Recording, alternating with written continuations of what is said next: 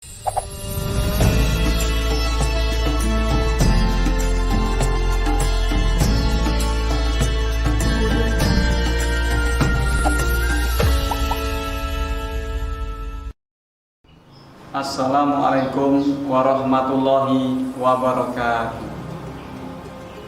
Innal hamdalillah nahmaduhu wa nasta'inuhu wa nastaghfiruhu wa na'udzu billahi min shururi anfusina wa min sayyiati a'malina may yahdihillahu fala mudhillalah wa may yudlilhu fala hadiyalah.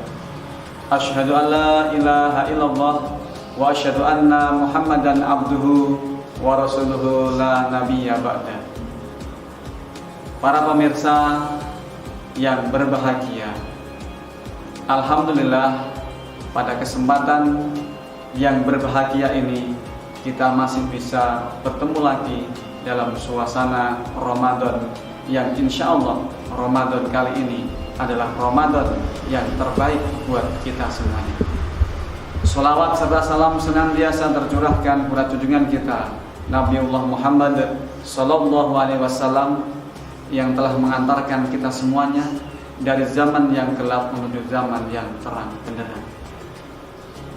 Bapak Ibu para pemirsa yang dimuliakan Allah, ketika kita semuanya di bulan yang suci ini pengen memperoleh predikat takwa, tentu takwa itu bukan hanya sekedar kita biarkan proses Ramadan itu berjalan begitu saja, tetapi kita harus mempunyai, tentunya mempunyai target. Kita harus mempunyai tujuan, karena hakikat puasa adalah sebagaimana dalam surat Al-Baqarah ayat 183, endingnya adalah la'allakum tattaqun. Nah, disinilah la'allakum tattaqun.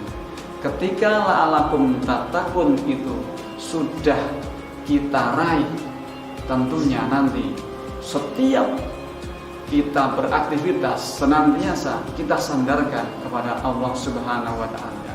Bapak Ibu para pemirsa yang berbahagia, untuk kita cermati bahwa takwa itu bukan predikat yang bisa kita dapatkan dengan berpangku tangan, sekedar berharap kepada Allah, tapi harus kita kejar.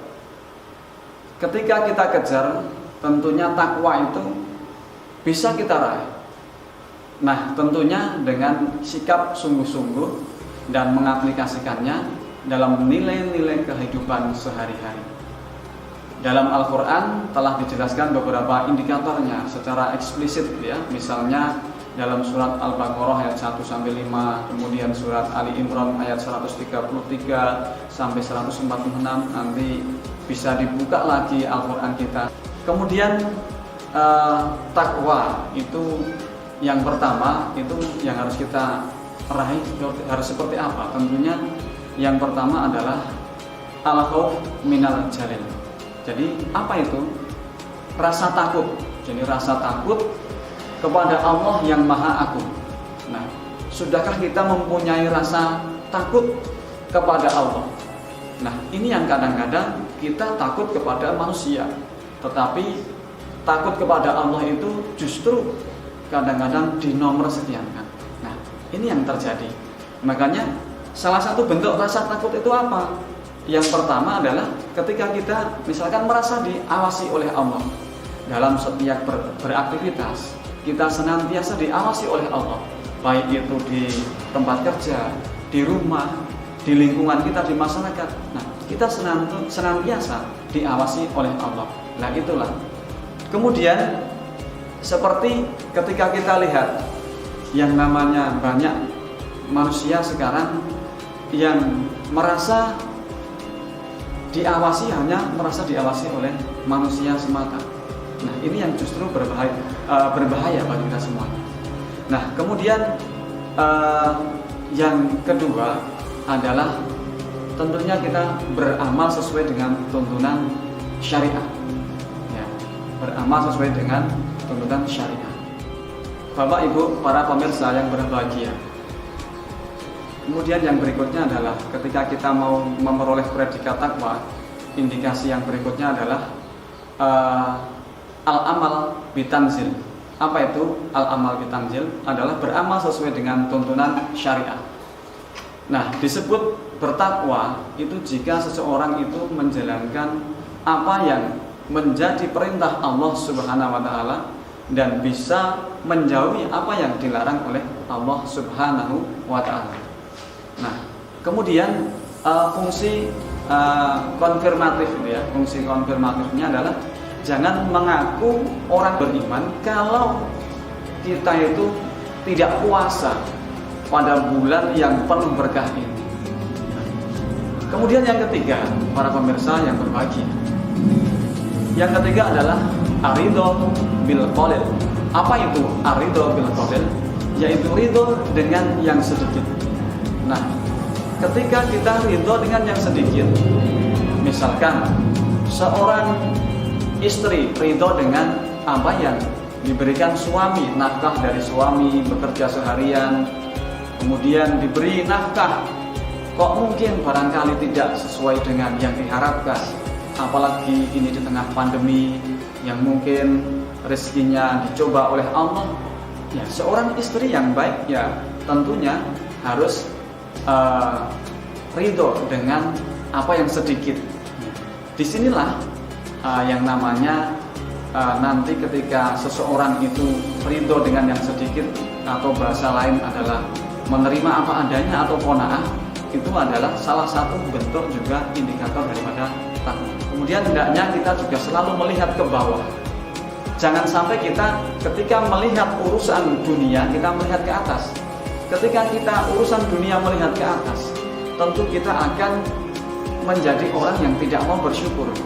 Nah, ketika kita tidak bisa bersyukur nanti, ya ada nanti dasar ketika Allah murka dengan apa yang kita lakukan. Ya, tentunya azab Allah sangat pedih. La in syakartum la azidanakum wa la in kafartum inna adzabi lasyadid. Nah, itu yang harus kita cermati para pemirsa. Nah, kemudian yang keempat adalah al-istidad liyaumir rahil. Jadi apa itu? Yaitu menyiapkan untuk kehidupan akhirat. Ini yang penting.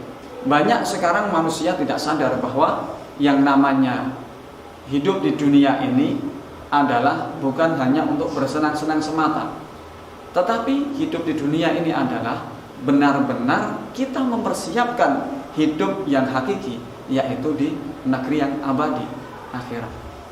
Nah, ketika kita itu menyadari bahwa kehidupan yang hakiki itu adalah akhirat, tentu kita akan persiapkan dengan matang-matang.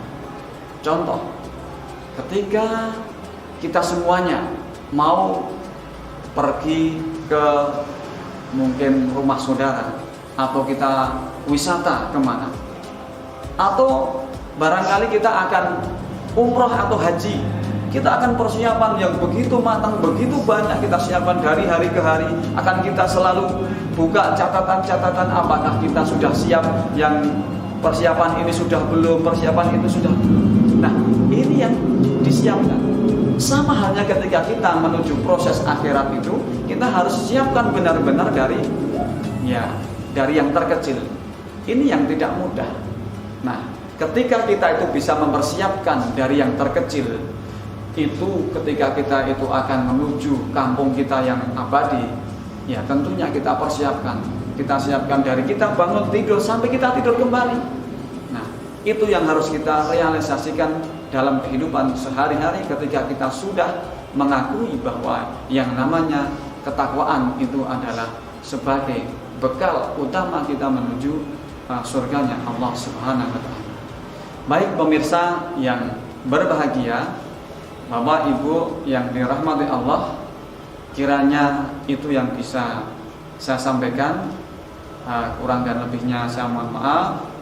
Kita akhiri dengan akhirul kalam. Wassalamualaikum warahmatullahi wabarakatuh.